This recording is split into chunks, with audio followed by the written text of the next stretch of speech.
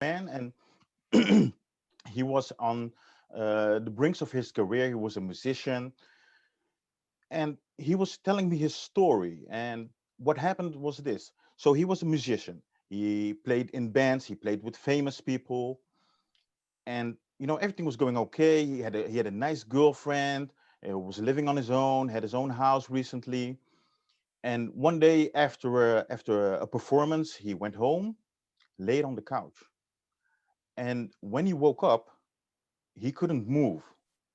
So it was like, oh my God. And he said, I honestly felt like I was paralyzed and I couldn't move anything. So his parents took him to the hospital. They checked him out, did the MRI and everything. And as it turned out, he had a stroke. And it was a cerebrovascular incident, as they call it. And from that moment on, his half of his body, right in the middle, was paralyzed because one half of his brain had a problem. So from one day to another, everything ended for him. His music career, his life. He was a very active person. Used to go swimming and sporting, chilling with his friends. It ended from one day to the other. And as he's telling me this story, and I'm looking at him and I'm thinking to myself, wow, what an amazing material for a speech this would be. No empathy, nothing. I'm just thinking that. And I realized that throughout the years, I do this a lot. Every time somebody's telling me the things that they went through, sometimes horrific or devastating events, the first thing on my mind is, wow, this would be great material for a speech. Even a while ago, I think it was 3 weeks ago, there was this young girl that I met when I was a guest lecturer at the university here, and she sent me a direct message saying, "Didi, I want to be a speaker. Can you help me?" So we had a meeting and we sat down, and she started telling me her story. And turns out, she said, my father was shot when I was young. I was like, oh, I'm sorry, I'm sorry. And she said, and I grew up in Colombia, in Medellin. And now I'm a Netflix watcher. So I start thinking, Medellin, wait a minute, isn't that the home of Pablo Escobar? And she said, well, actually, yes, because he didn't want to cooperate. He was kind of rebelling against the Pablo Escobar cartel. And that's why they shot him. And this is the first thing that went through my mind. That would be amazing material for a speech. Now, as it turns out, I thought something was wrong with me. Why every time somebody tells me the things that have happened to them, the first thing on my mind is, this is great material for a speech. Why is that? I thought I was the only one. But as it turns out, there are two types of people that can listen to somebody telling the horrific, devastating events that have happened to them and think at that moment, this would make an amazing speech. There are only two types of people that do that. The first types are psychopaths. The second types are Toastmasters. We do that. Toastmasters are the only people in the world that can hear a story about something terrible happening to someone and think, that would make a great speech. But it's not a terrible thing. It's a great thing, I think, because it means that we're always thinking and searching for things, stories, so that we can influence people, to use them in a speech, so we can influence people, so we can transform people, so we can inspire people. We're always looking for those things. But here's the secret: you don't need amazing events to inspire people. You just need ordinary events, and then turn them into amazing stories with an amazing message, write it in an amazing speech, and deliver it in an amazing way. And that's how you inspire people. And that's what we're going to learn today. Not to look for the amazing things or hoping that amazing things will happen to us. No, just find the amazing in ordinary things. So take an ordinary event and make an extraordinary speech out of it. That is what we're going to focus on. Now, if you're ready, let me see some hands. Put your hands up. Let me see some hands. Let me see some hands if you're ready, because it is a workshop. So we're going to be active. Now, I see that not everybody, yeah, 10. That's very good. I see that not everybody has their camera on, and that is okay. If you're having a bad hair day, Thank you, Philip, for turning your camera on. If you're having a bad hair day, that's not a problem. Maybe you're still in your pajamas. I know it's early. Maybe there's something going on and you don't want to turn. That's okay. But do try to participate actively during this workshop. So if you cannot wave or you raise your hand when I ask it, just put it in the chat. So for all the people who don't have their camera on, let's try it. Put in the chat, yes. Put it in. Typing. Start typing. I want to see some things pop up. Ah, there, the first. Yeah, okay. Awesome, awesome, awesome. Yes, yes, yes, yes, yes. Everybody's fired up. I'm so excited about this. This is crazy. Yes, yes, yes, yes, yes. So the reason why I ask this is because I'm what you would call a seminar junkie. And I used to go to pretty much every seminar that would be. I would check Eventbrite or throughout my network on Facebook, social media, and I would see an event, a speaker would come and talk about whatever, and I would be there. I'm really a seminar junkie. And now, thanks to Corona, everything is online. But the same rules apply, and the rules are active participation will lead to active results, and passive participation will lead to passive result. So when we ask something from you to participate or to answer in the chat or to raise your hand or to write something down, do it, because you will notice that it will actively help your results in improving your skill to become a better speaker. And who here wants to become a better speaker? Let me show your hands. Yeah, if you cannot show your hands, type it in. Me. We fired up, ready to go. This is awesome. This is awesome. Great. So here's what we're going to do. We're going to spend pretty much the biggest part of today helping you get ready for the contest speech. But there's a bigger theme to it, and that is to grow as a speaker. So, okay, sorry.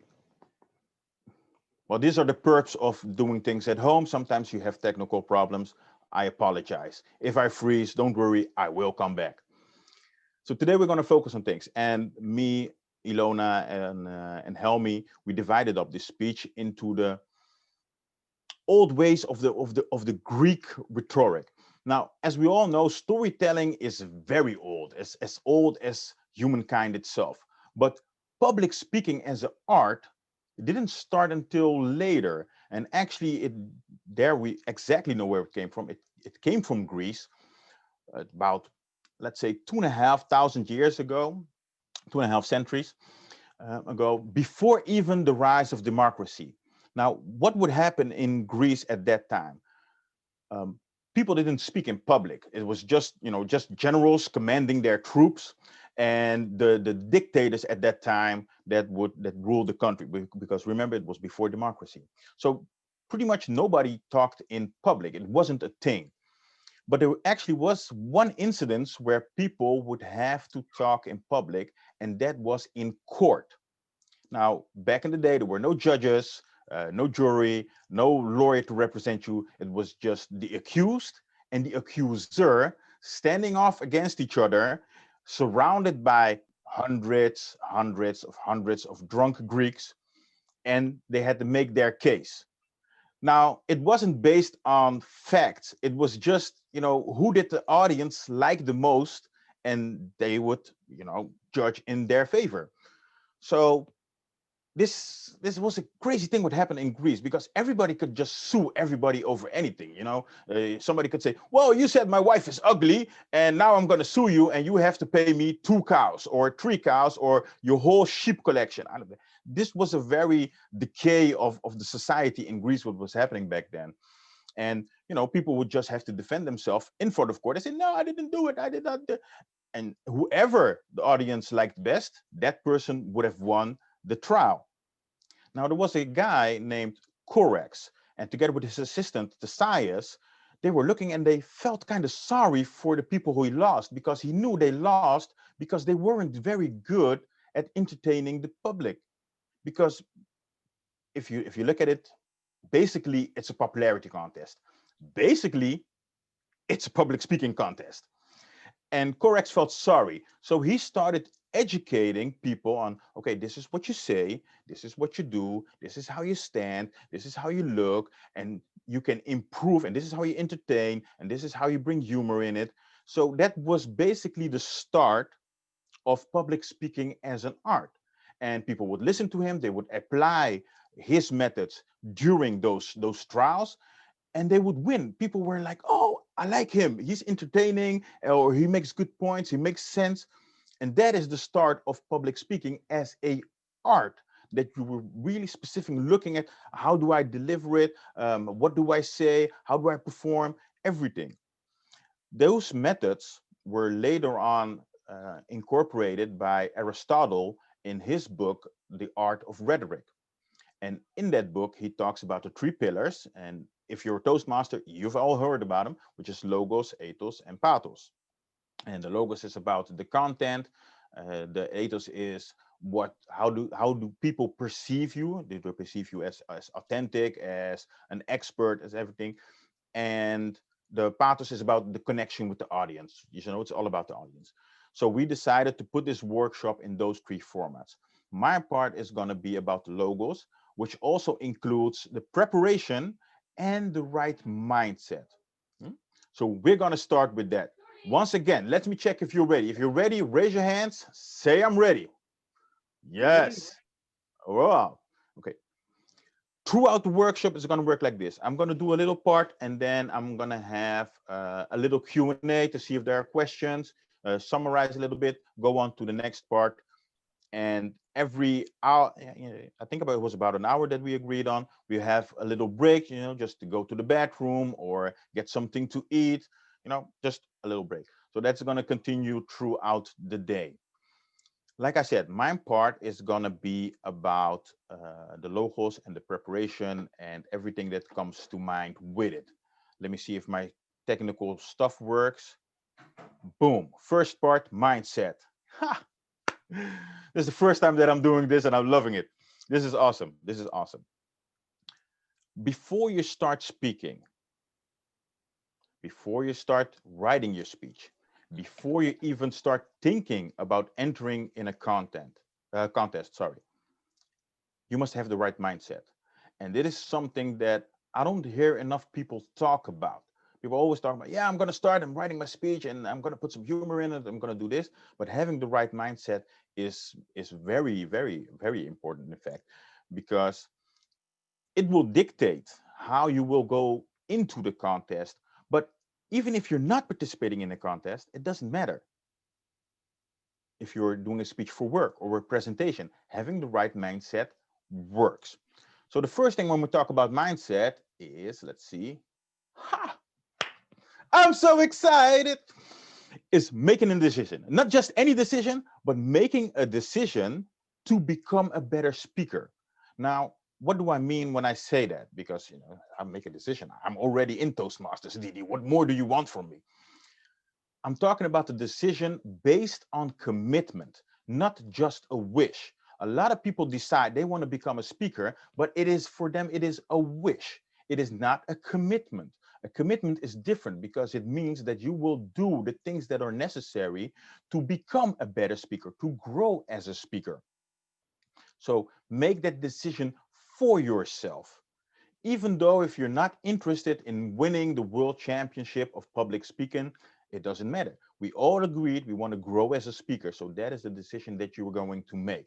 That will also mean that you will invest time in doing the things that will help you become a better speaker. Things like reading a book, frequently visit the Toastmasters Club. If you have the opportunity, take the stage. These are very important things to do in your commitment to become a better speaker. Watch other speakers. I've heard people say they want to become the world champion of public speaking, but they have not watched all the videos of previous world champions. That is a very contradictory perception to have. Not perception, position to have. So make the decision that you want to become a better speaker based on commitment. I will commit myself to doing the things that are necessary to become a better speaker. And what those things are, we're going to talk about it in this whole day. But now just let's go throughout the whole list. Next part is action. What do I mean by that?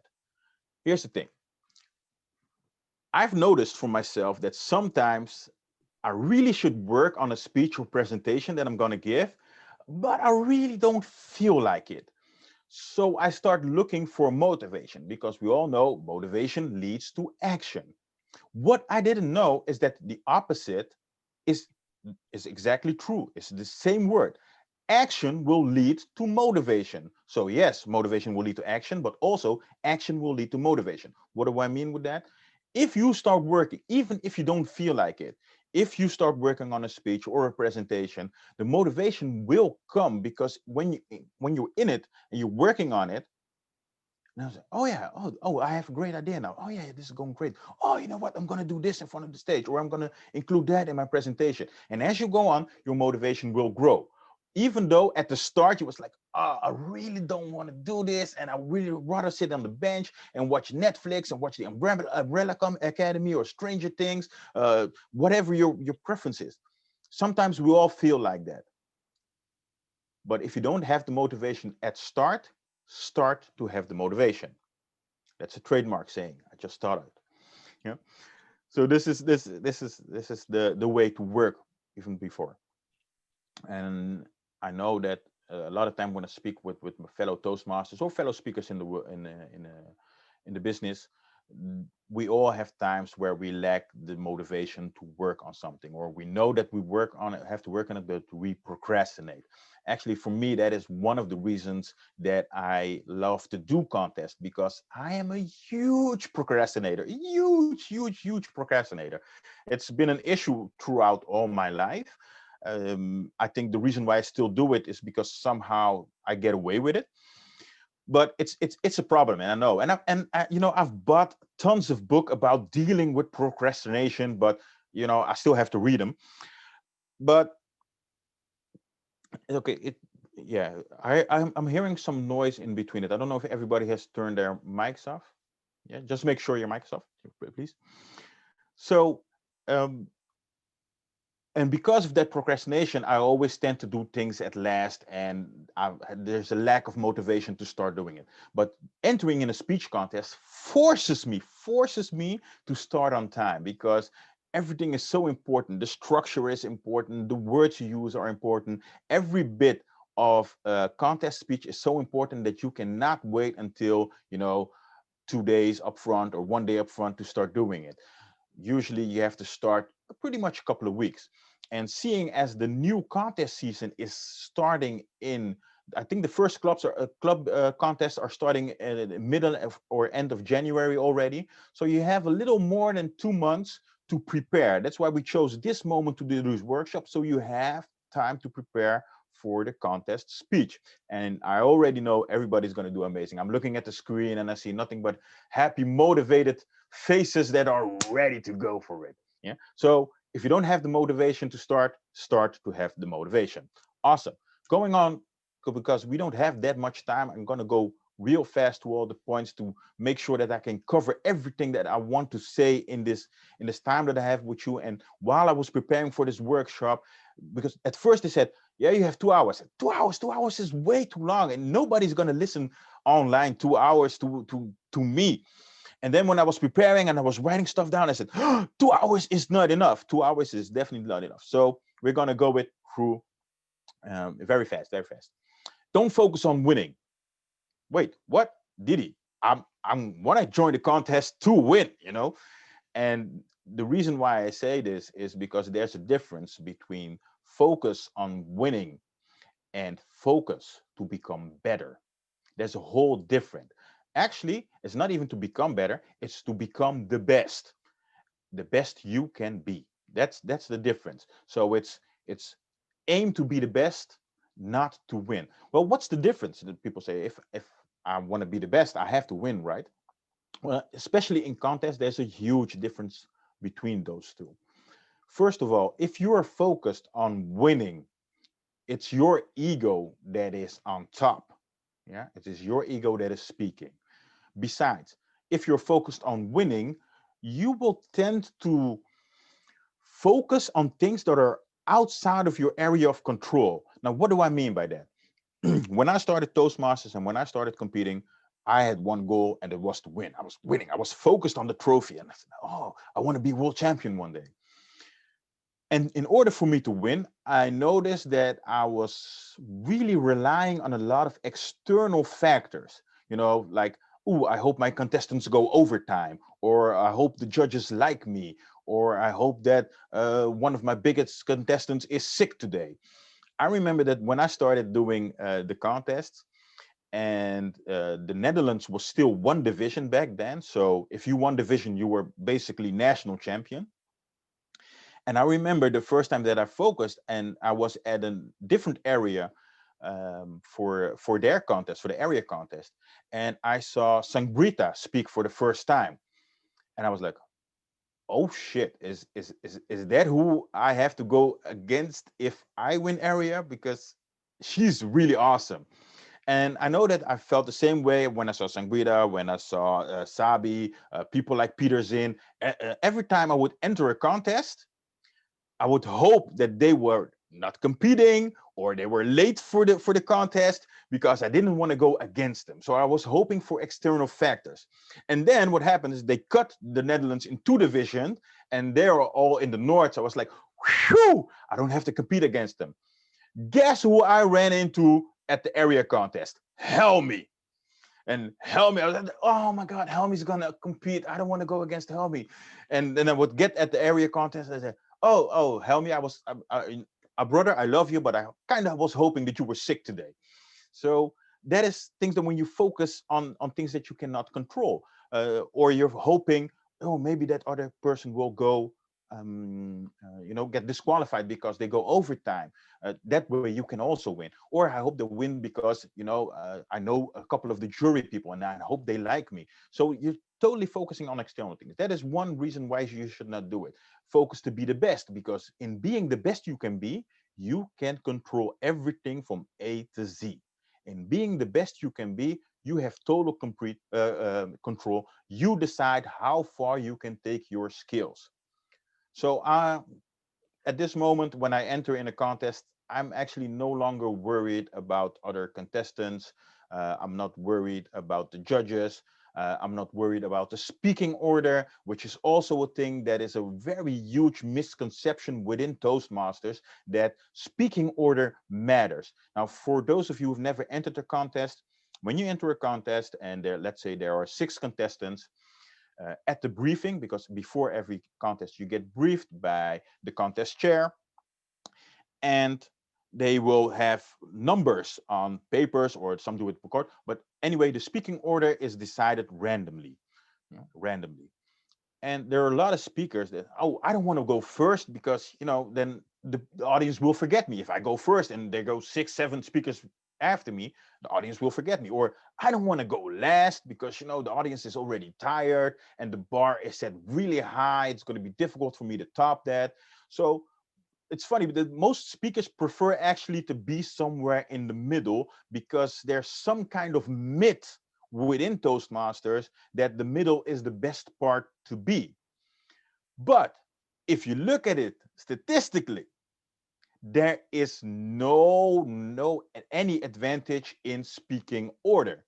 So that's just a mindset thing. If you're worried about, "Oh, I'm speaker number 1," and if that is in your head, you will not perform the same way, or let me put it differently, you would not give your best performance that you can, because you will be distracted about things that don't even matter. And this is something, it's not just at club level, even up until the finals, the world champions, there are people worried about their speaking order. I used to be one of them. I never wanted to go first, and I didn't want to go as last. I always wanted to be in the middle, because I thought that's the sweet spot to be. Other contestants have warmed up the audience, and I can swoop in and just win everything. It doesn't work like that. It definitely doesn't work like that. I've noticed when I competed the first time in the district, and the speaker who went first won, and he won because his speech was the best, not because he was the first or the last or the speaking order. So don't worry about those things. As a matter of fact, I used to worry about speaking order now I have a preference. It's not that I have a preference, and the preference is to be the first speaker, so that after that I can just sit and relax and watch all the other speakers. Because up until now, if I'm speaker number 7 or 8, trust me, I am not listening to the other speakers, and I'm missing out on some great speeches. I'm sitting in the back and I'm, oh yeah, preparing my lines and rehearsing, and I got the whole sheets with my speech on it. So now I prefer to go first, because speaking order doesn't matter, but at least now I can enjoy the other speeches. Yeah? So don't focus on the winning. It will take your mind off of what is important. The second part of this, because one is focusing on external factors, the second part is because you make it all about you. And if you want to be the best you can be, the way to measure that, how you can be the best you can be, is your audience response. Now, remember that everything in public speaking is about the audience. Public speaking starts and ends with the audience. So and being the best you can be is only measurable by audience responses. So now you're making it about them. How do I inspire people? How do I move people? How do I transform people? And this goes beyond the contest. If you're speaking as a keynote speaker, or you're doing a training or a workshop or a guest lecturing somewhere, or you're speaking at a seminar, if you make it about the audience, you will see that that is the moment when you start growing as a speaker. So that's a huge difference in between those two. Take this as a definitely important point to take home with you. This is the first thing when I learned this. I was like, wait a minute, don't focus on winning. But that's the whole reason that I joined Toastmasters in the first place. No, it's the very wrong thing. And it's funny, because if you listen to the world champion giving interviews, they will all say the same thing. It's not about if you win or lose. It's about the growth and the process and the person you become when entering in a contest. So that's a beautiful thing, that just by entering the contest, even if you have no interest in winning or losing, that you will still grow as a person. That is the reason why we so much try to inspire people to enter in these contests. Yeah, I believe it's a wonderful thing. So great. On to the next point, and this is a very important point before you even start writing your speech down and everything, and that is setting goals. Now, we all heard about SMART goals, right? The specific, measurable, and blah, blah. SMART goals. Everybody know SMART goals. I recently learned about having the right goals. And I actually learned this from Aaron Beverly, the 2019 world champion. He spoke about having right goals specifically for speaking. And SMART is an acronym, so it's right, as Aaron says it. And you can write it down if you want. The R stands for rational. So if you're setting goals, make sure they're rational. Now, what Aaron meant with rational is that these are all things that you can influence. So for example, setting a goal for yourself and saying, I want to win the club contest, or I want to win the area contest, is not a rational goal, because there are too many factors that are outside of your control. But saying, I want to increase, let's say, for example, my body language on stage. Now that is a goal that you can totally and completely have in your own control. The I, sorry, the I stands for inspirational. It needs to be a goal that you are inspired by, and not something that you think you have to do. Let's say, for example, if I stand on a scale, yeah, nobody make jokes. Yeah, I'm watching. Nobody make jokes. If I stand on a scale and I'm thinking to myself, you know what? I need to lose some weight, so I have to go to the gym. Just because I have to doesn't make it inspiring for me. It's like, oh, I don't really want to go and work out. You know what? It's going to be winter soon, and this extra layer will help me get through the winter. So I start making excuses for myself. It has to be inspiring for yourself. Now, saying, for example, you want to improve your vocal variety to make your speech more awesome. I think that could be an inspiring goal, especially if you see progress in it. The G stands for growable. I didn't even know that was a word Aaron, you're making up words. But he says the G stands for growable, which means after you're achieved your goal, can it grow into something else? You know, can you continue to work on it? Or is it just from, okay, I've achieved it, it's over, we're done. You know, it's okay, bye-bye goal. So he said, try to find goals that once you achieve them, you can grow upon that. So actually the first goal is not even the end goal, it's like a stepping stone to something much bigger. And that way you will keep developing. You will keep developing. The H, once again, a word I never heard of, habitual. Habitual. Habitual. I think it's supposed to be a habit. I looked it up. Yeah, habitual. Is it a goal that you can turn into a habit? So let's say we took body language or vocal variety. You can create a habit out of using that in your speeches, doing that every day. For me, one important goal for me was to work on my facial expressions because I tend to look the same, you know, almost angry sometimes when I stand on the stage. I've received that feedback before, and probably some of you have noticed it while watching me on the video. I have the same expression for a lot of things. So this is my thinking phase, and this is my I'm listening very good to you phase. This is my are you kidding me face, and this is my I don't know what to do, but I'm very happy about it. So it's a very bland facial expression that I have, and it's almost as if I'm angry all the time, and I frown sometimes when I make it. So for me, that was a point to work on, and I've been doing that for a long time. So now when I'm on stage, I actually tend to to tend my to watch my facial expression. Sorry for the words. And I've made a habit out of it to always be mindful of how my face is looking, because sometimes it can be intimidating. I mean, after all, I am a big black bald dude, and if I look at you and I have this face on, it can be very intimidating and it will scare off an audience. I want the audience to like me, not to be intimidated. So that is what we mean by habitual. The last one, the T. The T stands for testable. Testable. And what we mean by that is, can you track down the progress? Because if you have no idea if you're getting better at something or improving something, or then the inspiring will fall away and you will cease to go forward if you cannot test your progress. So it has to be a testable goal.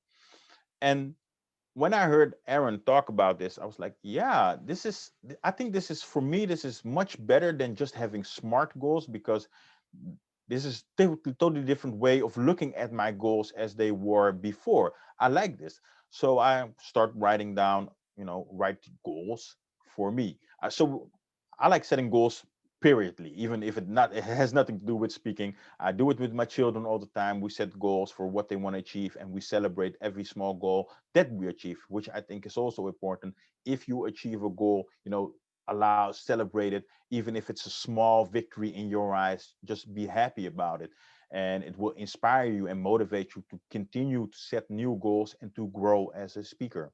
So for me personally, I love it very, very much. Okay. So far, is everybody following it? Yeah? Am I going too fast or am I going too slow?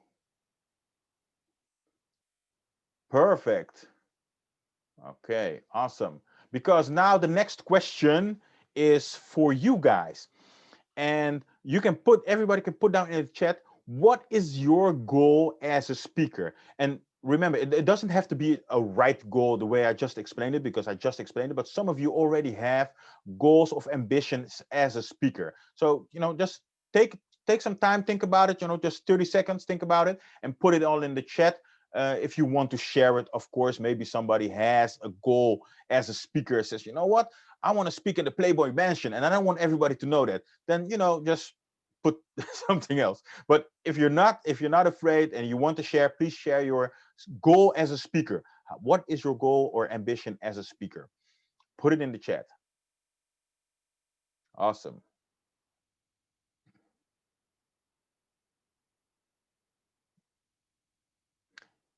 H was habitual for Angelo. Okay, so I see to move the audience, to stimulate, take them on journey, to inspire people, give them something to grow on. Awesome. To be authentic and being able to persuade people. That's very important. We're going to talk about that. That I can talk to the audience as I talk to my friends. Awesome. Overcome my fear of public speaking, which is actually a reason why a lot of people join Toastmasters. To inspire my audience to become better versions of themselves. And that's a very beautiful one. Skill my stages. Can you explain that, Rob? You know Yeah, what? Yeah, turn your mic on and yeah. yeah. What I mean with that is speak inside Toastmasters and outside Toastmasters. And sometimes if you have now 20 people, make it 100, make it 200. So that sometimes is difficult. Yeah, I understand. I understand. Maybe you can tell something about it, if it's easier to speak for a large audience or a small audience. What are your experiences? Okay, this is actually pretty funny when you ask that, because when I tell this to people when I'm doing trainings or coaching, when I tell them what I'm going to tell you, they never believe me. So the biggest audience that I've spoken to was in an arena in Keulen, or Cologne as they call it, and it was to 20,000 people. Whoa. Most people would say, "Holy shit!" That's and it was huge, and it was a very big stage, but that was less intimidating than speaking for an audience for, let's say, about 100 people. Because if you're standing in an arena if you're standing in an arena and there's 20,000 people in there, you cannot see anybody. All you see are just vague shadows and silhouettes everywhere, and the stage lights are huge and they're shining in your face, and you're like, yeah, okay. So I think there's so on standing on the bigger the stage, the smaller the audience it becomes. But if you have a small group, let's say 100 people, now you have people looking at you directly, just like, mm-hmm, mm-hmm, come on, come on, yeah, yeah. What are you gonna? And you can see actually their reaction. You can see their reaction to the things that you were saying. If you're standing in a large stage, you cannot see the reaction from people if they're smiling or happy. Of course, if they clap and laugh, you can hear it, but you don't see, like, let's say, for example, you tell something and there's always one person in the audience who does this. You cannot see that in a big stage, and in smaller stages you can see that. By far the most terrifying stage I have ever stand on, or not terrifying stage, terrifying audience, when I had to speak at the I don't know how we say it in English, but in Dutch we say it kleuterklas. So that's, what is it? Kleuterklas. Is that Kindergarten, primary school. kindergarten? Exactly. That was the word I was looking for. Speaking at the kindergarten, I was invited to go tell a story to a group of 3, 4, and 5-year-olds. That is the most terrifying audience ever. Not because I feel like they are above me or anything, but because kids are honest. If you don't entertainment, after 10 seconds, they will tell you, are you almost done? Are you almost done?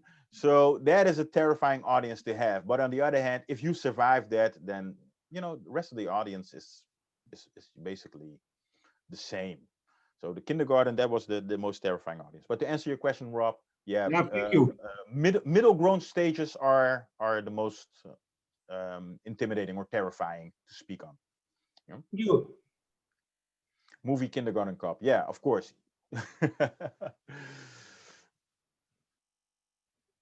100 people is a crowd, 20,000 people is a statistic. Awesome. Yeah. Okay. So that is great. Actually, I'm done with this part. So I've seen the goals, everybody put them down. And what I will do, because as you can see, I actually do not like having PowerPoints. I wish I could say that there's some kind of reason for it, for, yeah, I think the people have to write down, and no, PowerPoint is way better. But that's not the reason, because I obviously see and totally agree with the value of having PowerPoints.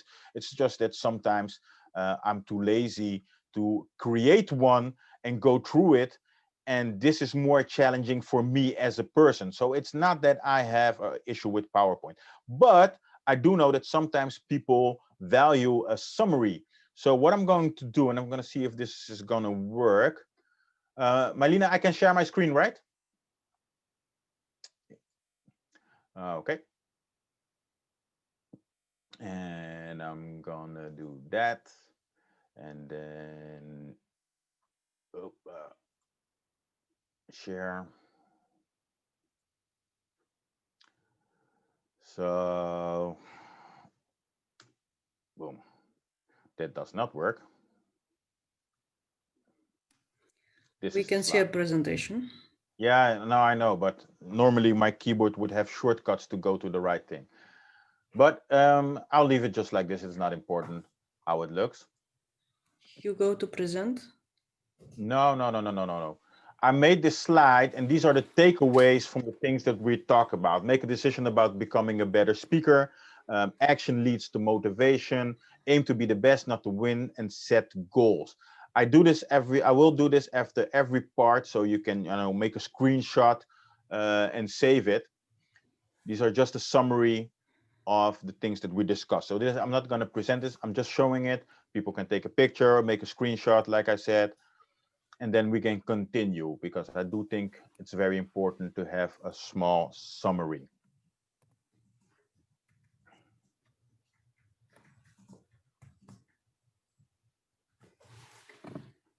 Yes? Sorry, can I ask a question about that? Yeah, because now we're going actually to the Q&A part of this portion. So feel free to ask questions. What do you mean with thinker prover? Under making a decision. This is actually the part where I would have talked about it, because like I said, this decision about becoming a better speaker is about making commitment. Now, here's the thing with the thinker and the prover. I believe, or it's not what I believe, it's shown that your brain is actually consistent of there are two important parts in your brain. The one is a thinker and the other one is a prover. And a thinker thinks and the prover proves. Now, what does the prover prove? The prover proves what the thinker thinks.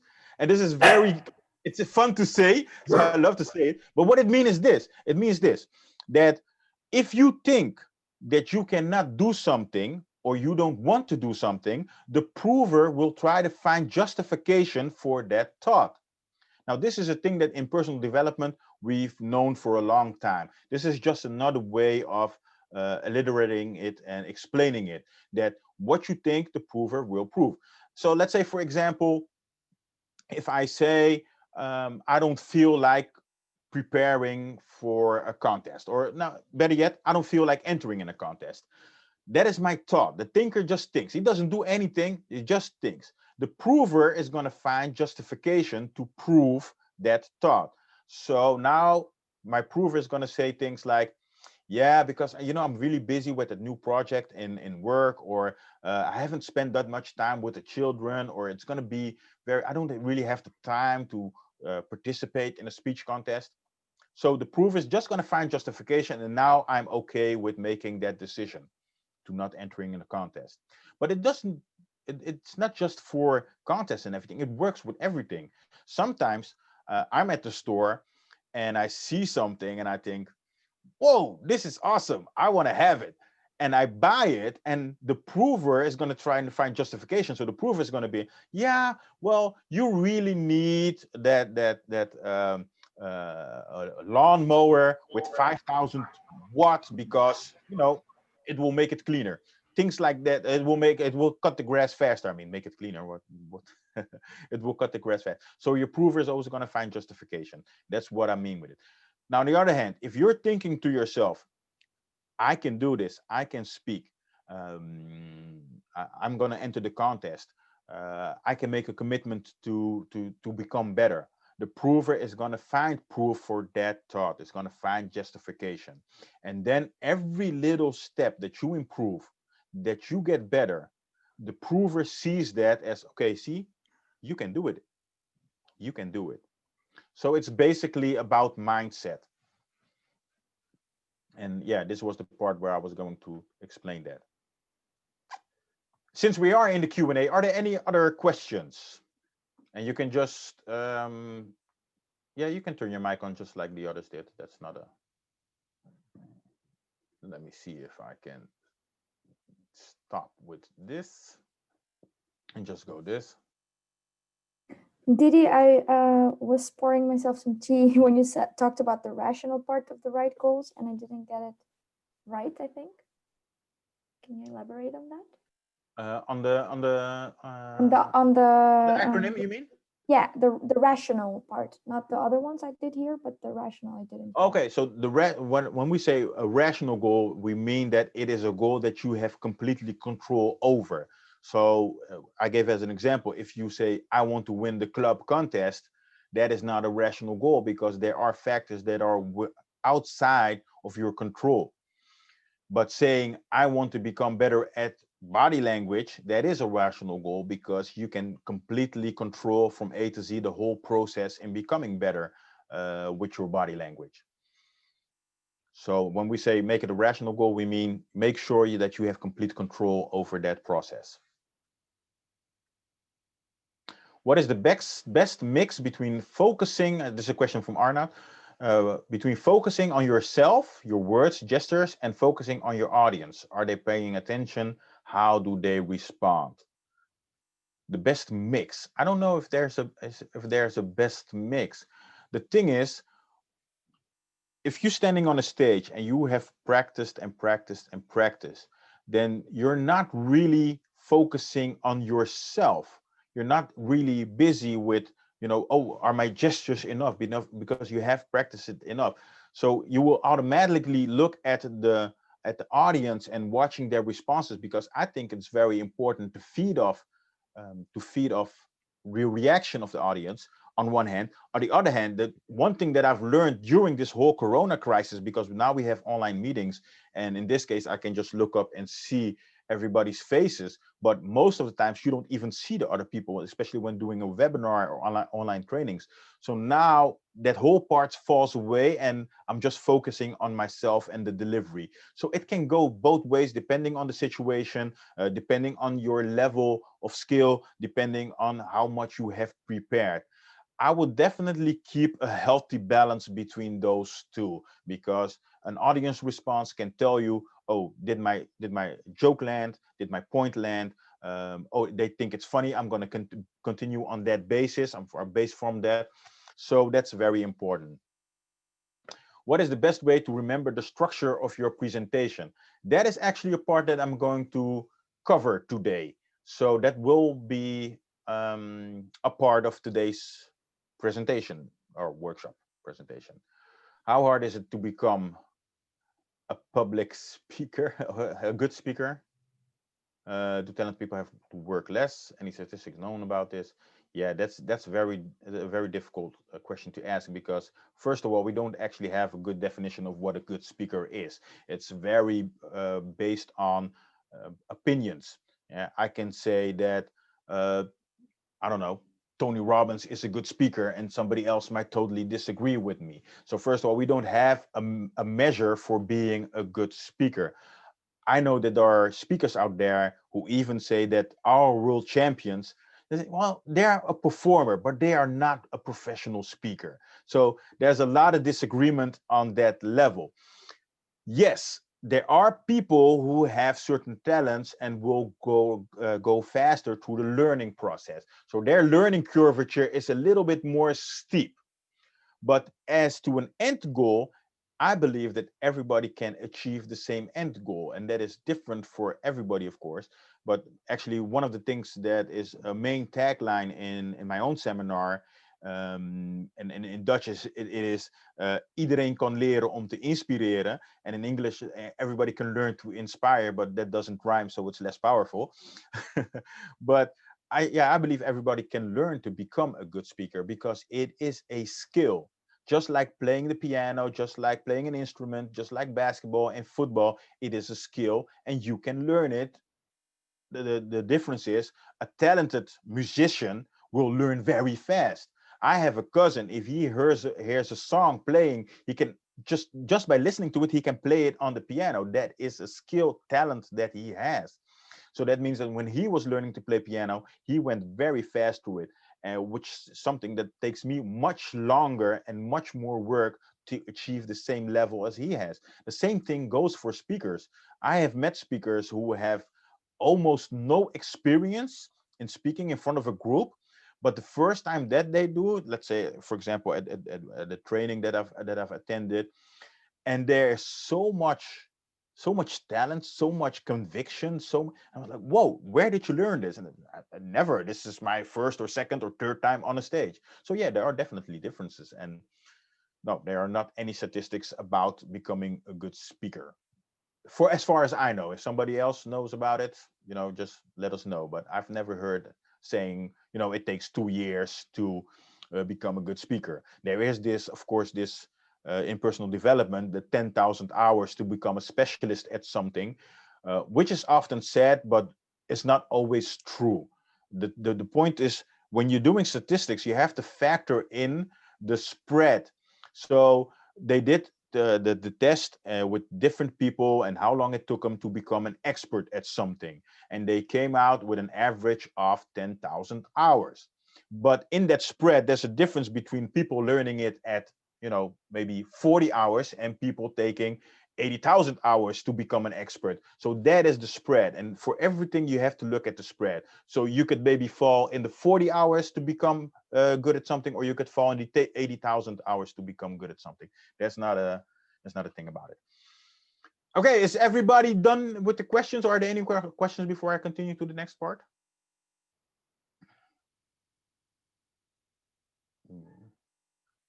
How long have I been? Oh, it's already 11 o'clock.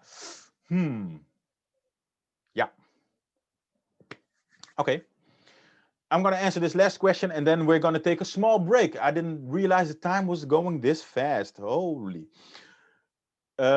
Question. How do you manage expectation from the judges? There's an expectation. Actually, I am going to talk about the judges today. So I will answer that in that part about, the whole thing, entering the actual contest. But for now, yeah, let's take a short 5-minute break. I don't know if we have a timer. Milena, are you going to time it? I'm just going to say the time. It's 11:02. It's a 5-minute break. It's not, go outside and get some lunch. It's just go to the toilet, get some water, get some refreshments, get a bag of chips, just put the children out or pat them on the head and say, okay, mommy or daddy will be right back. So it's a 5-minute break. That means that at 7. Did you want to say something? 11 and 7 we will be back. Yeah, okay, so it's 5 minutes. Let's put it at 11 and 8 because this minutes is always done. I've talked too much. So 11, 8, just 5 minutes. You can stay if you want, or you can do something. See you back. Thank you. I love that applause. Let's just do this.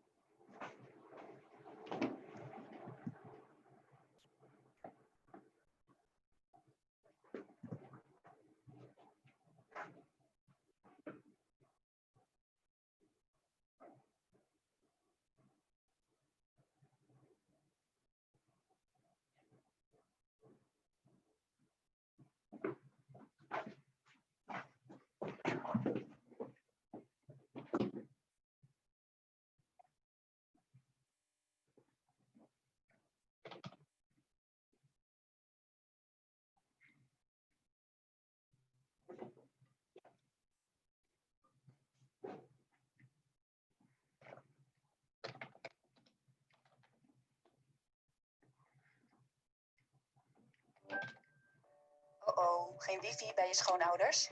Het is tijd om te switchen. En nu? Tijd voor Netflix. Kijk offline naar Netflix. Switch naar Chromebook. Zo, een beetje leuk, Rob? Geniet je ervan of leer je niks nieuws? Wacht even hoor. Ja, ik was even weg. Nee, ik vind het altijd geweldig dit. Oké.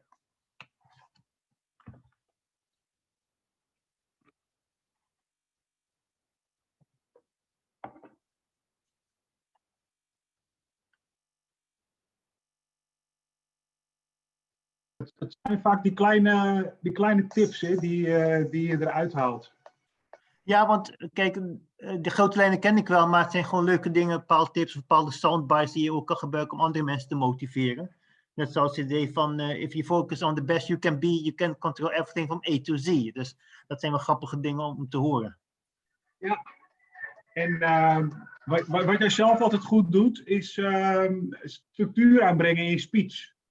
Ja, Dus daar kan ja, je altijd weer van leren. ja. Zo heb ik weer dingen waar jij weer van leert. Ja, nou bijvoorbeeld grappig is soms heel kijken, kan ik die vragen beantwoorden? Net zoals die vraag van, what's the best way to remember the structure of your presentation? Zou ik zeggen van ja, ten eerste moet je eentje hebben. En ten tweede moet het gewoon kort zijn. Klopt. En dan heel veel doen, die 10.000 uren regel. Ja, En dat is voor velen vaak een probleem, omdat niet iedereen is even ambitieus. klopt, ja. Maar als je elke week eraan werkt, dan lukt het wel. Maar ik kan me voorstellen, als je 5 kinderen hebt, zoals Didi, dan moet je ook je tijd elders besteden. Ja, klopt. Dus in die zin, en ook wat Didi ook zegt, het is ook heel vaak professioneel gedaan. Ja, als ik dat 40 uur per week werk, zo'n 1300 uur per jaar of 1600 uur per jaar, dan kom ik snel aan de 10.000. Dat is 5 jaar werkervaring. Dus ik ben wel goed in hetgeen wat ik op mijn werk doe. Maar ja, public speaking is dan 7 minuten per maand of zo. Ja, iets meer, maar... En wat zei je over het laten landen? Want kan je nagaan, ik weet nog dat jij vertelde dat je dus een vader had die aan zijn auto sleutelde, terwijl hij antitheïst was of zoiets. Ja, Dus maar de vraag is, hoe komt het dat dit is blijven hangen bij mij? Omdat het natuurlijk herkenbaar voor mij is. Een vriend van mij is ook arts, maar die is ook altijd simpel gebleven. Dus ik herken het ook in mijn leven. Je koppelt wat je hoort altijd terug naar je eigen belevingswereld en dan maak je een sterkere verbinding daarmee. Dat is natuurlijk het mooie. Ja, en dat is natuurlijk het mooie met, waarschijnlijk gaan we dus bij storytelling horen, dat je iets moet proberen te connecten dat met je publiek. Dat waarschijnlijk heb je het model gehad van een held en die dus iets verslaat. Ja. En als je held Donald Trump is, ja, dat ga je niet redden bij deze Toastmasters. Maar ja, als het misschien Hillary Clinton is of Michelle Obama, ja, als dat de held in je verhaal is, ja, dan ga je veel beter scoren bij het publiek. Ja, en dat aanvullen, die respons, dat geeft natuurlijk het grootste applaus. Dus dat vind ik altijd wel mooi. En die doet dat heel goed. En ik ben ook benieuwd naar Ilona. Die heb ik al laatst bij jullie gezien toen volgens mij in Den Haag. Ja. Want ik vind het wel jammer dat we elkaar niet zien, weet je. Dus dat is wel... maar ja. Want ik was bij de boeklancering van, Sabi. En toen was Florian ook aanwezig, Didi. Dus Florian Mak ken je wel, hè? Uit Barcelona. Florian kan ik heel goed. Die heeft mij geholpen toen ik bezig was met de district. I will ban the Dutch language. Yeah, sorry. We're talking about Toastmasters. We are gossiping about famous Toastmasters. I'm not gossiping. No, he was Florian Mak. It's nice to know a lot of people who have raised their bar. But yeah. I enjoy your stories, Didi. I was used to the old stories you always told, and I'm very happy that you renew it. You have heard a lot of stories of me before, so yeah. Yeah, on stage with Redney, and it's fun if you also develop yourself. So that was And do you events now or not, or you wait until next year, or? Yeah, we actually had to cancel all our events, the live events for this year. We were planning to do one in November, but then the second wave started, so we moved them to the new year. This year there's not going to be any events anymore because it's too no live events. We have some online trainings that we do and online, small stuff. I but said not to in. Kim, I hope that we in Egmond are going to the Toastmaster event again. The 3 days, but that was my biggest wish. That would be nice because I miss it. I miss to see the people, to spoke to everybody. I don't know, Daniela Kuipers, all kinds of new faces I see. And now she's smiling. It's always so funny. If you call somebody on a name, you get a direct response. Well, you know what the funny part is, Rob? Daniela is actually the girl I was talking about with the amazing story of Colombia. So there was no. I knew it. I knew it. That wasn't meant as disrespect, Daniela, but as an example. Okay, I I think knew it. everybody's back, and we have to get starting because there's only like 45 minutes until the end of this part, and I still have a lot to cover, and the best is yet to come. So I think there are some people are still on the way back, but unfortunately we cannot wait. We're already 5 minutes. It was a 5-minute break, and it's already 10 minutes. So we're going to continue with the next part. The next part is before you start writing your speech is all about the preparation part. And an important I'm sorry, let me just fix this. Yep. Bang. An important part is start with the end. Now, we've all heard this from Stephen Covey, who wrote the 7 Habits of Effective Leadership or Effective People. There's different versions. And point number 4 is start with the end in mind. The same thing goes with writing a speech. Before you prepare, think about what do you want to have your audience feel? What do you want them to think? What do you want them to do? And from there on, you can start thinking about, okay, what stories, what examples can I use that can enforce that, feeling, thought, or action.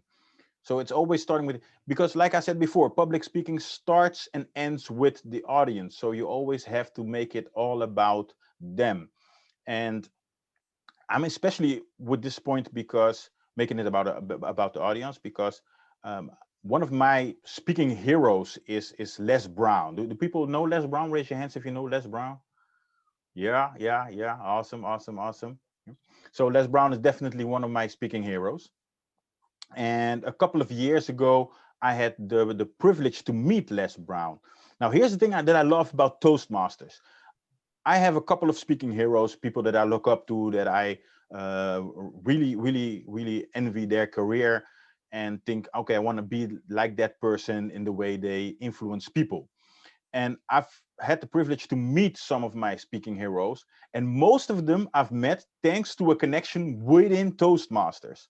So in 2017 was it?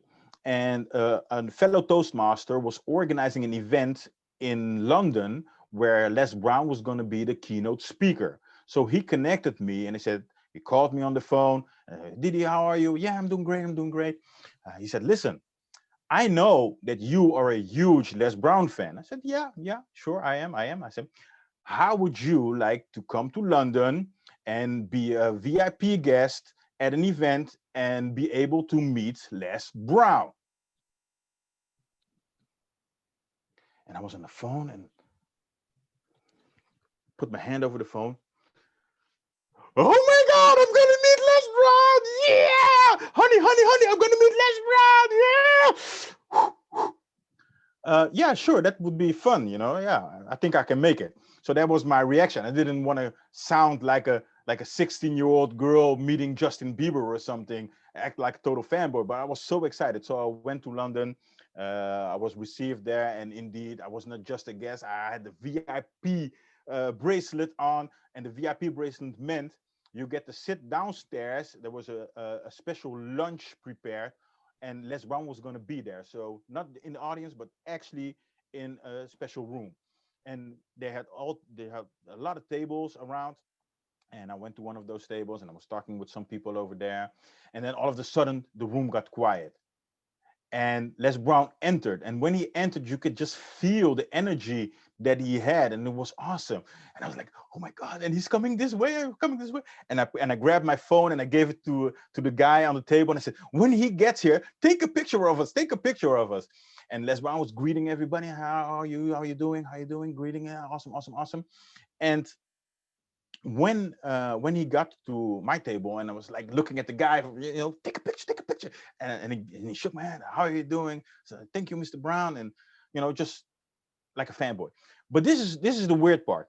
Les Brown, he was going to sit down at one of those tables. He actually sat down at the same table that I was sitting. Not only that, he sat right next to me. It's like, oh my God.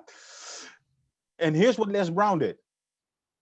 I had envisioned that if I ever met Les Brown, I would have so many questions for him.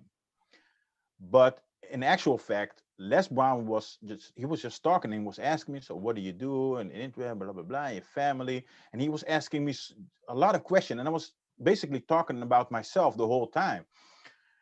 And then after a couple of minutes, he stood up and he went to talk with other people, because that's what he do. And I sat there thinking, wow, I just sat with probably one of the biggest, greatest, most motivational speakers of all time. And he didn't talk one bit about himself or what he had achieved or his ambition. He was interested in me as a person.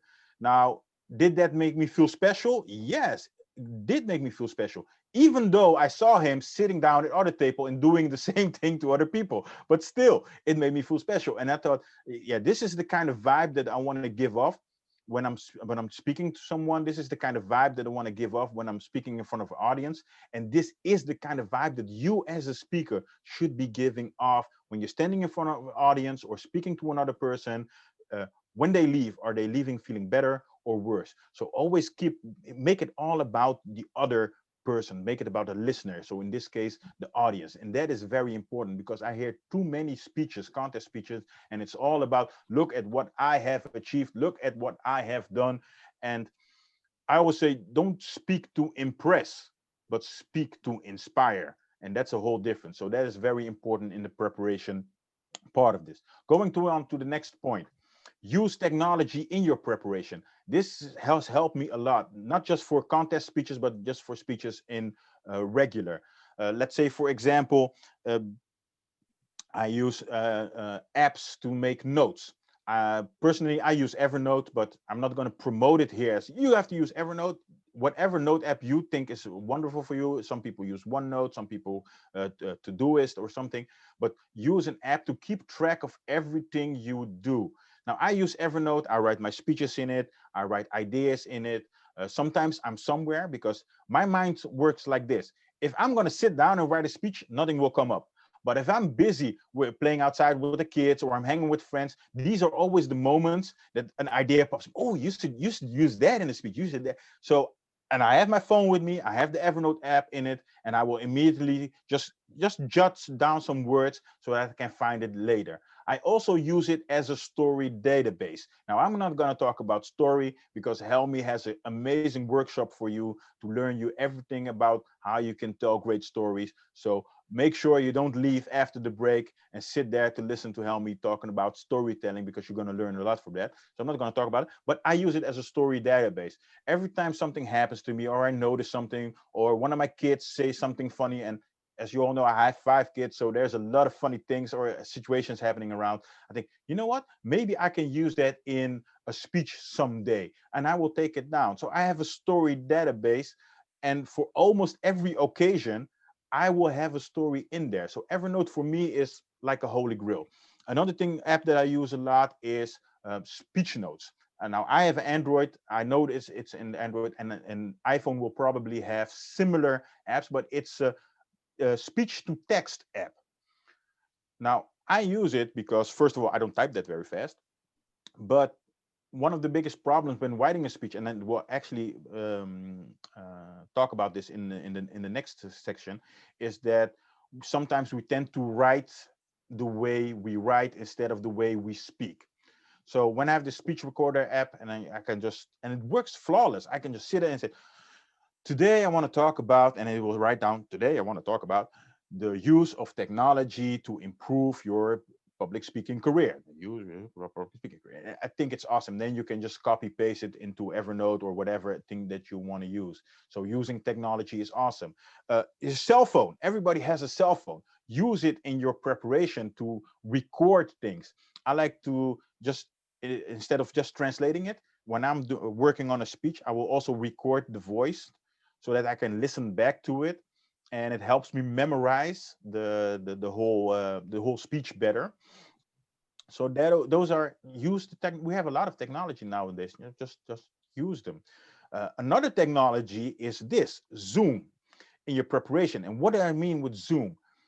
I'm always a big promoter of visiting other clubs. Just go and see how other people do it, because it's always good to surround yourself with people who are better than you so you can grow as a person. That's actually one of the reasons that I joined Toastmasters, to get around very good speakers. And it's not always possible for everybody to visit another club. Maybe it's in another city, or maybe it's on a night that you cannot go, especially international clubs. I had the privilege to visit a couple of international clubs, but not everybody has that same opportunity. Some people work a lot or everything.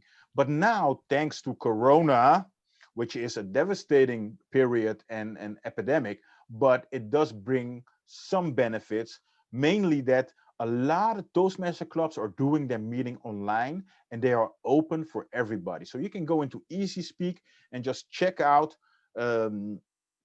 different clubs in Paris, in Brazil, in America, and you can often join those clubs just through the Zoom link. And it's a great way to get more familiar, expanding your network. It's awesome. So use that technology. What's the name of the program? Which program are you talking about, Rob? Just put it in the chat and I will answer it later. So using technology in your whole preparation is very, very important. Next thing, boom. Before you start writing your speech, familiarize yourself with the judge's guide. It is very important. It is very important to know the rules and the criteria that you are going to be judged on. If you're going to enter a contest, you should at least know, what am I being judged on? And what I've noticed doing several contests, especially at, let's say, for example, area and club, is that a lot of people do not know what they're being judged on. And you start writing your speech, and then you find out later, oh, this isn't supposed to be here, or I'm supposed to do that, or I'm supposed to do this. So familiarize yourself. I'm not going to say memorize it, memorize it by heart. I am going to say familiarize yourself with it. Know at least the grand points, what are important for your speech. Judge's guide, super important. And of course, oh, this was the last part of the preparation. So are there any questions about this part? Because I'm going to pick up the pace a little bit just to make sure that I can tell you everything that is. Yeah, I see some people nodding. Okay. Thanks, Kim Ting, for putting the Easy Speak to visit other clubs. It's definitely, guys, do it. If you have nothing to do, just do it. It's awesome. It's fun. Okay, cool. I'm gonna go to the next part. Yeah, I messed something up here. Hold on.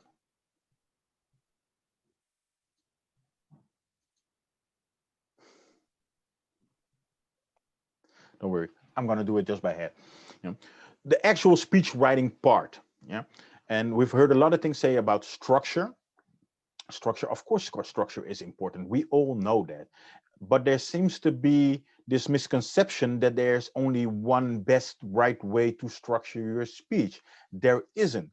If you look at all the past world champion, the semifinal speech, the district speeches, there is no one way to structure your speech, except if you took it very global. Then you can say, well, every speech has an intro, has a body, and has a closing. Well, then yes, okay.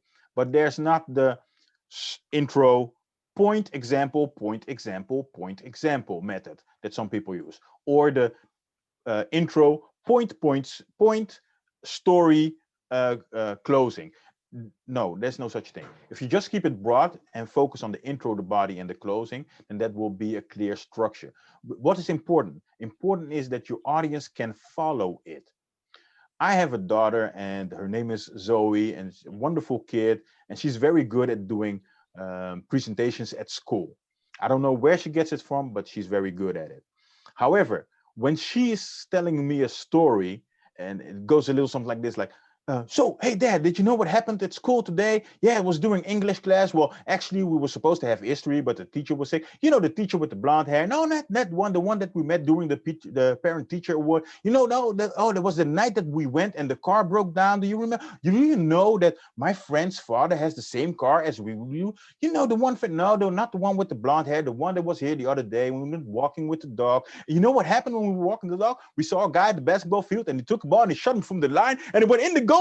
And I'm listening, I'm thinking, wait a minute, what? Who shot at our dog from the car? What happened? So I'm not following it for one bit. But be honest, we all know a speaker who tells a story like that. Raise your hand if you know a speaker who talks like that. Yeah, everybody. Some people are pointing at themselves. Yeah, I do that. I'm sorry, I do that. They are all over the place. So simplicity, what I've learned from and I've told my daughter, simplicity is key. Yeah, simplicity is key. Now, if you want to know if you have a good structure and if your speech is clear and easy to follow, because that is what Logos is all about. It has to be easy to follow for the people listening. Just tell it to somebody who has nothing to do with public speaking. We often tend to practice our speeches just in front of our fellow Toastmasters, of somebody who's very good at speaking, but they have another way of looking at it. So I always say, when you practice in front of multiple people with different backgrounds. So if you practice in front of somebody who has nothing to do with public speaking, is not even paying attention to the words you say, how you say it, just tell them and ask them, you know, does it make sense? Could you follow the story?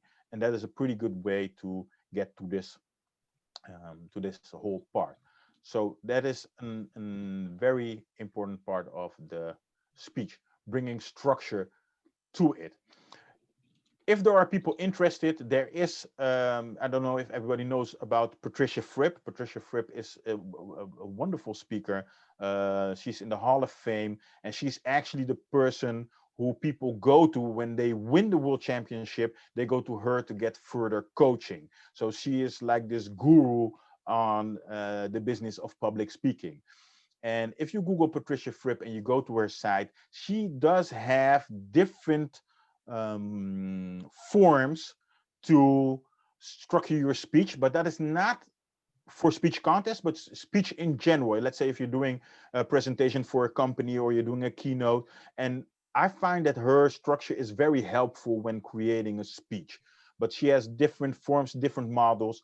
So definitely look at it. I see somebody already pasted the website, fripp.com, and she will have resources on the top left side or right side of that. And on the resources, you can find some information, including the speech model. So go check it out because it is very helpful. Let's see, there are other important things in the chat. Okay, yeah, thank you. Another thing, when in speech writing, because that's the topic we're talking about now, it still says preparation, but we are in the speech writing process. Two things, very important. Like I said before, don't write like a writer, but write in the spoken language. That is one. But do write it down, because a lot of people say, yeah, I don't need to write my speech down word for word. So they just put down the outline or just the words. Well, first I'm going to talk about this, and then I'm going to talk. So it's very in a staccato way of form, just a couple of words, and that's the way they write their speech. If you are doing a speech outside of Toastmasters, that is okay.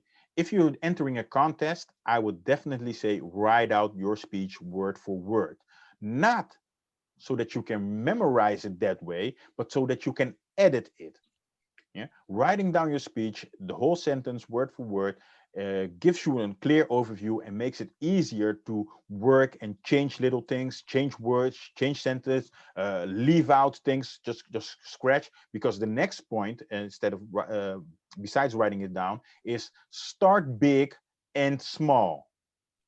Start big and small. What do I mean with that? When you're first sitting down to write your speech, don't be pre-selecting the things that you want to write down. Just, let that creative flow come. Let it come. Just write down everything, whether you're typing it or saying it. Just make a big mess out of it, a very big mess. And then within the mess, you're going to find the message. Yeah, the message in the mess. So you start big, write down everything that will help your creative flow get going, and then you're gonna start scraping and canceling things and rewriting. It helps. At least that's as a tip that I would like to advise. It helps me. I don't know if it's gonna help you, but try it sometimes. Maybe it will work. So those are the things as it comes to when writing down. Then, if we're talking about the speech structure, like I said, intro, body, closing. I'm not going to talk about the body because that's going to be Helmi, and Helmi is going to do some amazing things that he's going to share with you. But in the intro part, we've all heard, and I think this is one of the things in Toastmasters, open with a bang. Open with a bang. Now, while it is true that you should definitely open with an attention grabber, when somebody tells me open with a bang, I think it's got to be something explosive and over the top. It doesn't have to be. You can be unique in your opening. Definitely, you can be unique, be attention grabbing, but not over the top. And there's a huge difference in there, because I've seen people start a speech like it was some Shakespearean play, just the gates are filled with the screams of your victims. Thou art the tale of victory. And I think, wow, that's a little bit over the top. It's a speech. It's not a Shakespearean play. So over dramatize, the tending to over dramatize certain things is something that Toastmasters has actually really fought a long time with getting away with that image. If you talk with professional speakers outside of Toastmasters, the first thing they will say, Toastmasters are so dramatic in their speeches. And that's because we have a different format for our speeches, for our contest. We actually want the audience to live and to relive our experience. That's why we put a little bit more effort in it, and a little bit more body language, and a little bit more vocal variety than somebody doing a keynote at a business. This is a very logical thing. But still, there is some kind of image that Toastmasters has outside of the Toastmasters world about being dramatic. So we already have that. We already have that expression, that body language, the use of the stage, the overuse of gestures sometimes. So that's already there. So don't go over that trying to be unique or attention grabbing just because somebody said open with a bang. Yeah. But what is important in your opening, in your intro, there has to be a couple of things. You're going to set the theme. Yeah. And what do I mean by that is when you choose what you're going to talk about, choose a universal theme. What do I mean by that? Things like, let's say, for example, love, happiness, acceptance, overcoming failure. These are universal themes. Everybody can relate to that. But if I'm giving a speech and my theme is the benefits of masculine energy, then I'm going to lose a big part of my audience. If I'm going to talk about how being bald is sexy, even though it's true, even though it's true, I'm still going to lose a huge part of the audience. So choose a universal theme that everybody can relate to. And there's also this misconception that within Toastmasters, we cannot talk about religion, we cannot talk about politics, we cannot talk about sex, which is not true. That's not a rule. It's not a written rule, but it is a way to memorize or at least consider the fact that there are people who can get,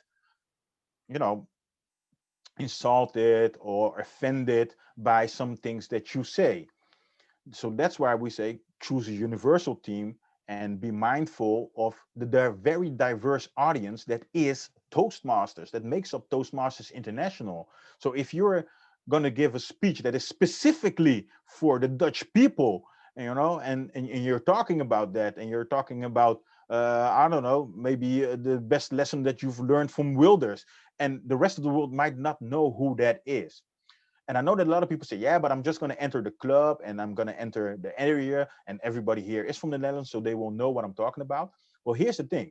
When you write your speech, don't write it for a club contest. Don't write it for an area contest, but write it as if you were already participating in the world champion at the highest level.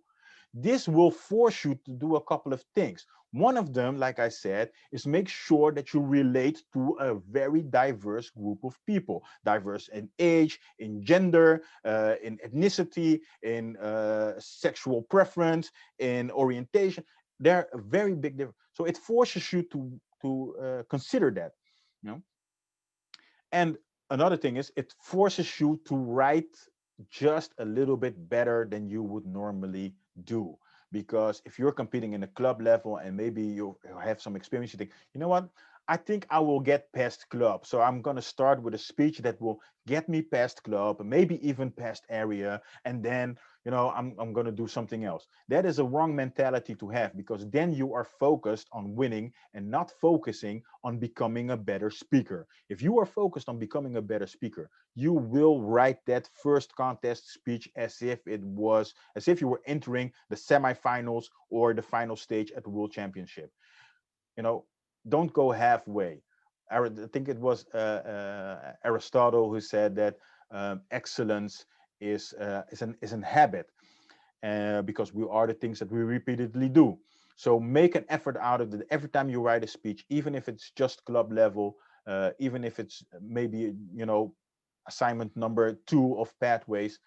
Give it your best. Write it as if you were entering the World Championship contest. Yeah. Okay. Awesome. Wow. Time is flying by.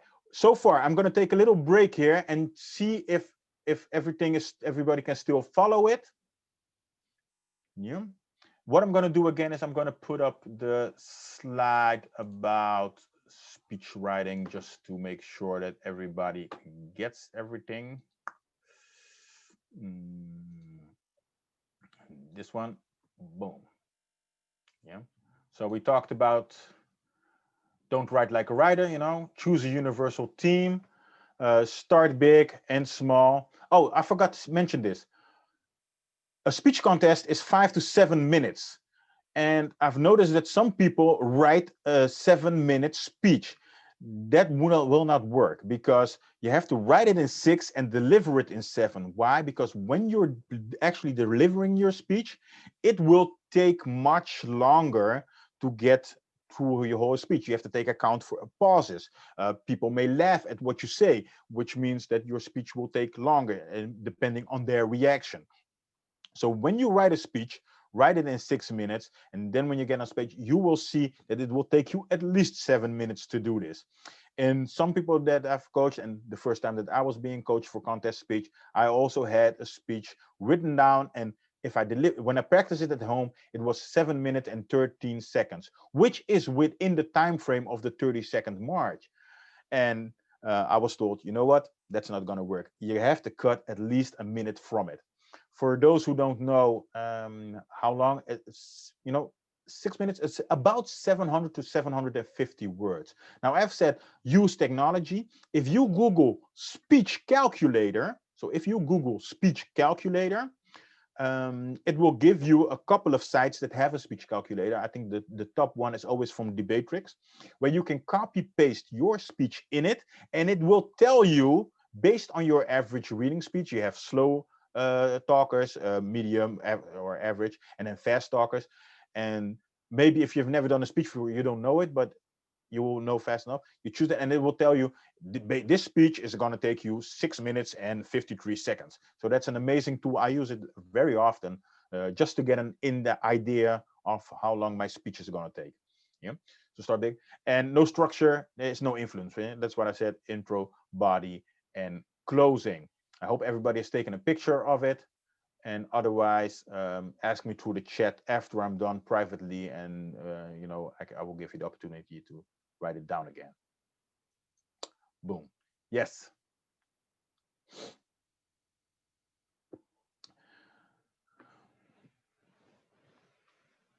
Okay, I see a couple of questions. This is part of a Q&A, so I'm going to go it real quick.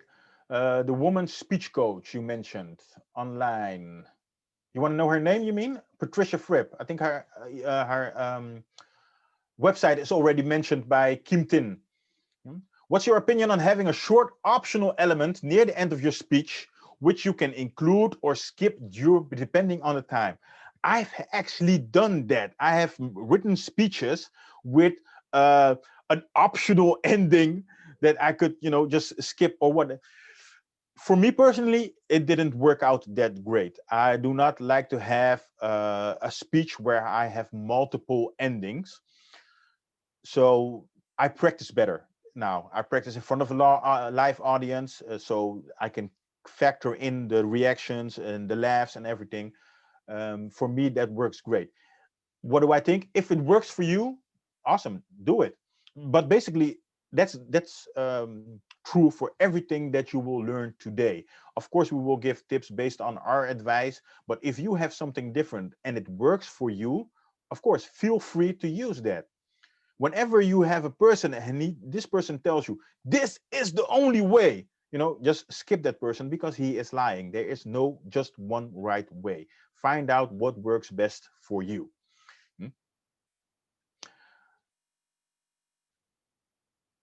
In the previous block, you said don't focus on the audience, and now you say focus on your audience. When did I say don't focus on the audience? Okay. You said it with the don't focus on winning part. Yeah. Okay. I understand what you mean. Yeah, the difference is this: the don't focus on the winning is hoping that external factors like, oh, the audience is going to laugh real hard and that's going to make the judges score me better. The focus on the winning is on external factors when it comes to having the right mindset. Focus on things that you can control when writing your speech, when improving yourself. However, when in delivering, the focus on the audience, I mean, is make it all about them. Here's another tip that I've had not mentioned, but it just came up to me. When you have written down your speech, check out the balance between the word I and the word you. Check out the balance. If you have 52 times the word I and only 3 times the word you need to change something in your speech because there's an off balance between talking about yourself and the you-focused question or stories. When you listen to the world champions and you would grab a transcript of their speeches, you will see that there's an equal amount of balance between those words. Of course, if you're telling a personal story, there's going to be a lot of I's in it. Of course, but sometimes you can rephrase a sentence so that so that you don't have to use the word I, even though it's about yourself. And of course, definitely in the beginning and in the end, there's a lot of yous. So check out the balance between those things. That's very important. I see here I, you, or we as a group. I think the we part, especially outside of Toastmasters, let's say if you're doing a business presentation of a presentation at a business or a huge corporate event, I find that we work better than you and better than I. So because then it's all about, you know, together we're going to make this company great. Together we're going to bring this company into the next century. Together we're going to do innovation. So I tend to find that we works better in that context. Awesome. Thank you for the fill-in. Let's see. So I was talking about the intro. Of course, it is important to avoid cliches. I don't even have to mention that. Unfortunately, we do still hear it a lot during contest. Basically, even outside of contest, don't avoid cliches. What do I mean by cliches? It's the starting with a famous quote, you know, that everybody's heard 10,000 times. To be or not to be, that is the question. And I'm going to answer that question with you today. So, or ending with a famous quote. Those are very much used, overused cliches. Tend to avoid them. For example, the story about the starfish, you know, walking down the beach, I find a starfish and I throw it in the water, and the grandma says, you can't save them all. And yes, but for this one, it makes a life change, it changes the whole world, or something like that. That is a very overused analogy for personal development. Another one that I tend to hear a lot is about the frog and the scorpion, you know, where the scorpion rides on the frog's back and he stings him and says, well, what do you expect? I'm a scorpion. So try to avoid these types of cliches in your speech. It's very off-putting. Let's just put it that way. Another thing is in the intro is about, sometimes you will hear people say, start with a joke. As well in Toastmasters as outside of, start with a joke. I would never recommend to start with a joke, because there's a difference between joke and humor. A joke is something that you're trying to force, you know, like a rabbi, a priest, and walk into a bar, and you know, and I've actually heard speakers start that way. So that's a difference.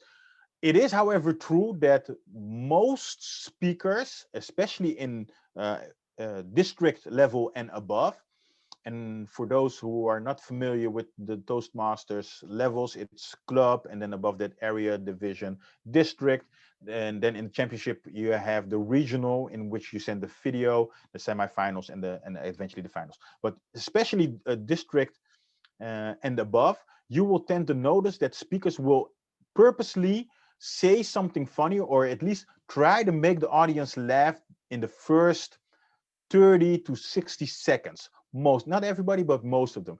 And it works because it sets a humorous tone for the rest of the speech. It de-arms the audience.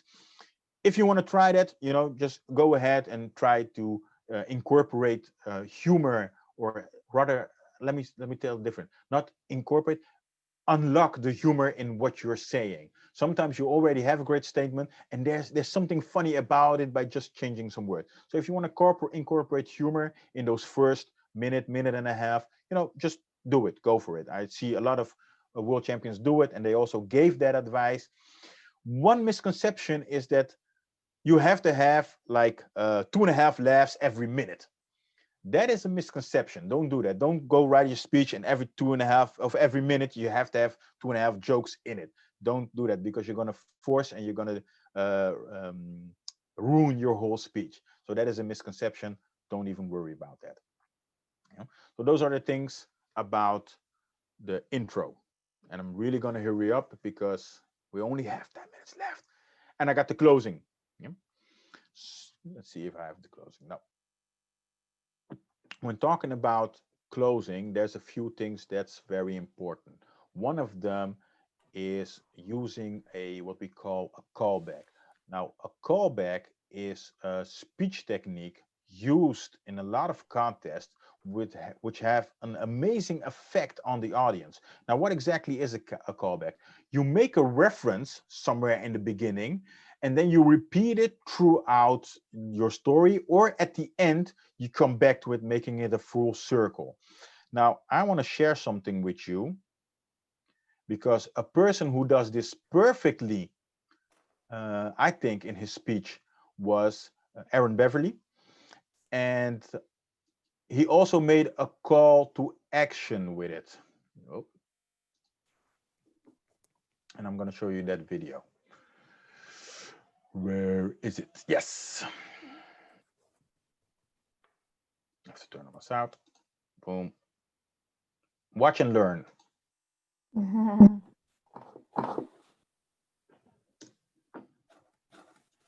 Sunit says, Aaron, the bridesmaids will try sweet talk, they will try deception, but don't give the shoes to anybody. Will you accept this mission?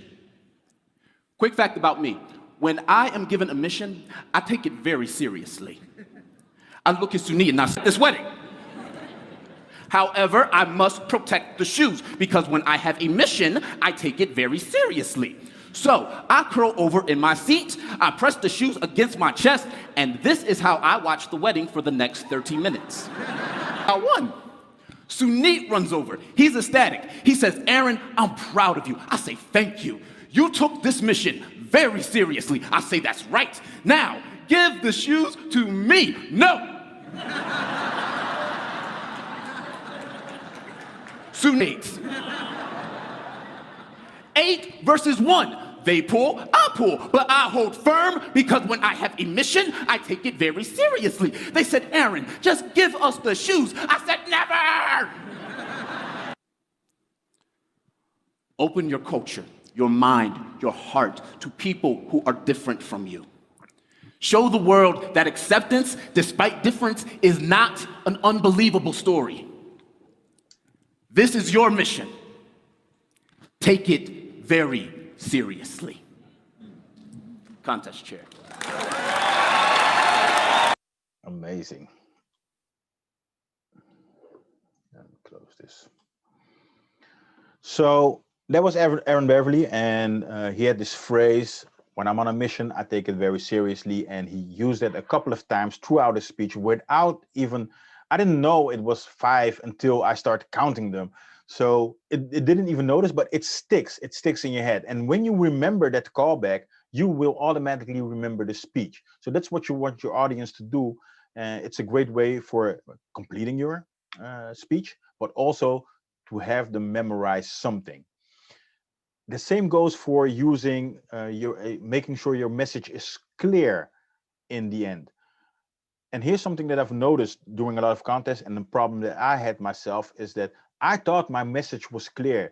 Turns out it wasn't clear enough. Now, if you want to make sure that your message is clear, practice your speech in front of people. Don't tell them what it's about. Ask them. Ask them, what do you think my message was? And if they give an answer that is different than what you had in mind, then you know I'm on the wrong way. I'm on the wrong path. I have to clarify it more, clarify it more, clarify it more. If you look at all the past winners of the Toastmasters contest speech, you will notice their message is very clear. So if I would say that Dhananjaya Hathiarachi, who's also, I think, had one of the best public speaking speeches ever. His speech was in 2014. He was the winner, if I'm not mistaken. Yeah, am I correct? Yeah, I see some people. Yeah, so 2014. So that's 6 years. Yeah. If somebody could give Daniela the name in the chat, because for me typing is going to be difficult. Dhananjaya's speech was 6 years ago. But if I ask you today, what was his message? Yeah, put it in the speech. Put it in the chat. I mean, put it in the chat what you think his message was. I already hear people typing. Yeah. Daniela says Dhananjaya Hathiarachi was the 2014 world champion. And if you go to YouTube and you enter world champion public speaking, you will see a whole list of all the previous winners. I think it goes back all the way to 1995, maybe even earlier. You can find all those speeches, watch them, because it's very inspirational and you can learn a lot from it. So yes, thank you, Dhananjaya. Awesome. And I actually wanted to show, I have some minutes left, so I will definitely do that. We'll show you, when we talk about an intro that sets the tone, I think he had an awesome intro. It wasn't over the top, it was very calm, but it was very powerful. And I love his intro. So let me show you what I mean.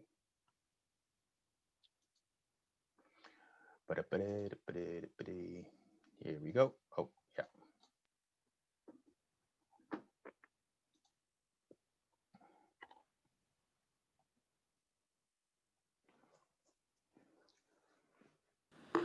Dhananjaya Hathiarachi, I see something. I see something. Dhananjaya Hathiarachi.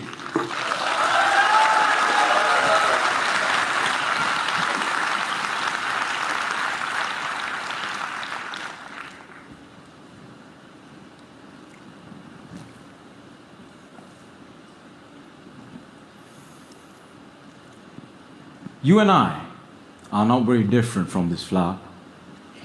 Just like this flower is unique, you are unique. All of us has something special that makes us as beautiful. Do you know what makes you special? Now, the answer to that can be a little difficult to find because sometimes life has a cruel way of picking out your petals, breaking you in two, and throwing you into the trash. And when you're broken, it's very difficult to feel special. Mr. Contest Chair, my fellow flowers. So as you can see, a very not over the top, but a very good introduction, setting the tone for his team, what he's going to talk about. Everybody is unique, and there was a great message. A funny thing about that one is you saw the basket in which he threw the flower. That was actually a basket that he took from his hotel room the night that he was staying over there preparing for the speech, and he was I need something. And in his hotel room, he saw a basket. He emptied it and he took it with him on stage. The roses that he used at the beginning and the end, for those of you who have watched the speech, the roses wasn't in his original speech. He had a speech and he was going to start. His intro was talking about how unique everybody is, but he was still struggling in it. And that morning of the World Championship, he was sitting in the room getting a briefing with all the other contestants. And in the room where they were, there was a vase on table. And in that vase were two roses. And he looked at those roses and he said, that is exactly what I need to make my speech perfect. So that wasn't incorporated until the morning of the world champion speech. So he changed that. And he said, when I saw those two roses on table, that was the moment that I knew the universe was talking to me and saying, you're going to be world champion. It's an amazing, amazing story. So we were talking about closing. So intros and closing. And at the end, he starts with the flower and he ends with the flower. So that's a beautiful way of tying up your speech. If you ever have the chance to do that, incorporate it. I'm not going to say you have to do it every time because that's not true. But if you have the possibility to incorporate that, please do it. It's going to make your speech so much more beautiful. And the last thing, as we're talking about closing, is reflection. Make sure that you have something that the audience can reflect on. So you've told a story, it's a personal story about you, and what you notice that almost every contestant do is they will ask the audience questions so they can reflect on their situation.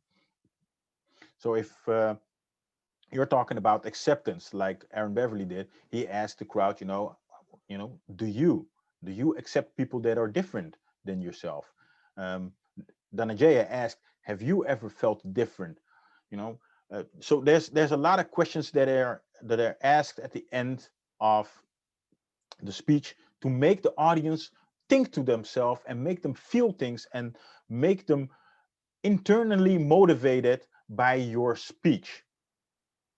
So that is an important part to include in your closing. Now, I'm almost done with my time. I want to share one more thing with you, and that is a type of checklist when you are done speech writing. And we haven't talked about creating the story. Helmi's going to do that. We haven't talked about how to deliver that. Ilona's going to do that. So make sure you don't go anywhere because she was this year's champion and she has a lot of beautiful things and amazing stories, things to show you about how to deliver your actual message. Because no matter how good your speech actually is written, if you don't deliver it the right way, you're still not going to grow as a speaker. So make sure you stay until then. What I want to share with you is this. Where is it? Yeah, sure. Sorry, where is it? Oh, yeah, the checklist. Let me just, I don't know why it's doing this. Oh, yeah, that way. Now, this weekend, when the next workshop's going to start, I'm going to see if I can send it as a file to everybody. It's not, all saying, it's not the most important thing, but it will definitely help you when you're done writing your speech to go to a checklist. How's my introduction? Am I starting with a story? Am I using a prop? Am I talking directly to the audience? Do I have that? Personal story, where there's the main lesson, what you're going to learn. Helmi's going to talk about that. Questions for the audience to get them to think. A lot of people write speeches and they forget about this part. It's just one big story. There's no reflection for the audience. And if you want to influence the audience, if you want to inspire them, if you want to transform them, you must have them reflect on their own actions and behavior. Do you have pauses, and how are you going to use the stage? That's actually for the delivery, transitions, but make sure that it's included in your speech. It helps me. Personally, when I write down my speech, I even put down where I'm going to pause, because the pause is necessary for the point that I'm making to get in. A powerful metaphor or a simile, which is basically the same thing. And of course, am I using simple language? Just like I said, simplicity is key. Am I using that? So I'm going to send this. I think I can send files to the chat. So I'm going to send it when I am done, because I don't want to go overtime, because if there's one thing that we as Toastmasters respect, it's the time. And it is 12 o'clock. You are ready to go on your break. What I want to say is this. We've said that the Toastmaster contest speech, it's not about winning, it's about growing as a speaker. And I fully agree with that. I think that it's an amazing opportunity to develop yourself, to work on things that you've always wanted to work before. And when we say that stage time is important, just like if you want to be a good piano player, you have to play a lot of piano. If you want to be a good basketballer, you have to play a lot of basketball. If you want to be a good speaker, you have to speak a lot. Now, every experience, that's why even if you're a counter or an teller, it will count as stage time. But doing a contest speech will count 15 or 20 times the experience of a regular speech. So that's why I want to promote and hope that everybody is going to participate in the contest in 2021. I want to give everybody thumbs up, and if you think everything was clear, give me a thumbs up back. Yeah, awesome. This is great to see. A lot of pretty faces. I want to thank you, and I'm gonna because I think Milena is gonna introduce the break right now. I'm also gonna grab something to eat, and I'm gonna come right back, grab my pen and paper, and I'm gonna take notes of what Helmi is going to say, what Ilona is gonna say, because there's a lot of beautiful lessons in the parts to come. I bid you adieu. Thank you so much, Didi, for this session.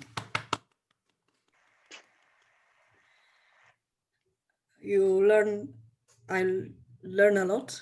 You explain fine and clear what we need to be done. Now we will go to a lunch break, and we will continue with Helmi at 12:45. This is a little bit change in program. We start at 12:45. Please be here. Thank you so much.